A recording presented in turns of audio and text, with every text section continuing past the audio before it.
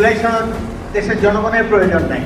সরকার গঠনের 2 মাসের মাথায় উত্তপ্ত হয়ে উঠছে রাজনীতির মাঠ। দাবি আদায়ে রাজপথে সক্রিয় আছে জামায়াতে ইসলামী। আননেসেসারি একটি জুলাই সনদ নিয়ে বিতর্ক শুরু করেছেন মাননীয় স্পিকার। জুলাই সনদকে আননেসেসারি বলা হয়েছে। জুলাই সনদকে আননেসেসারি বলা হয়েছে। জুলাই অভ্যুত্থানের মধ্য দিয়ে সেই মুক্তিযুদ্ধ ব্যবসাকে বিতাড়িত করে তীব্র উত্তেজনা। এবার মাঠে নেমেছে জামায়াতের আমির। তাদের দাবি, সরকার মিথ্যা প্রতিশ্রুতি দিয়ে ক্ষমতা এসেছে, তাই অবিলম্বে জুলাই সনদ বাস্তবায়ন না করলে আবারও আন্দোলনে নামবেন তারা। দেশ বাস্তবায়ন না হলে ফ্যাসিবাদী শাসনের পরিবর্তন হবে না। সেই সবগুলা আগের মতো আগে স্বৈরাচারী সরকারের সংসদে আমরা প্রথম দিনে দাবি তুলেছি, আমরা শপথ নিয়েছি, তারা শপথ নেন নাই।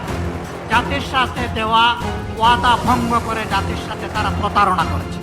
এ নিয়ে সংসদের নাটকতার কোনো কমতি ছিল না। জুলাই সনদকে অপ্রয়োজনীয় বলার কারণে সংসদে চরম উত্তেজনার সৃষ্টি হয়।